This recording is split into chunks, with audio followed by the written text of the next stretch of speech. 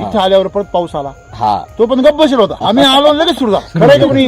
करेन आम्ही आलो आणि परत सुरू झाला. म्हणजे त्याला आपलं स्वागत करायचं होतं. हे तर थरथर कापत होते सगळी. हे किती 2 वेळा था भिजले का हो घरातले काय.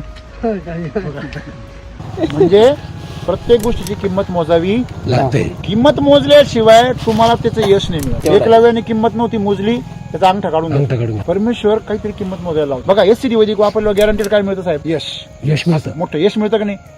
पण ते यश मिळण्याच्या अगोदर मी परीक्षेला पाहत होते. त्या परीक्षेत तुम्ही पास झाले, नाव झालं. तुम्ही काय केलं? थोडे घाबरले, केमिकल वापरलं. पण इकडं जे होईल ते पण हेच करायचं.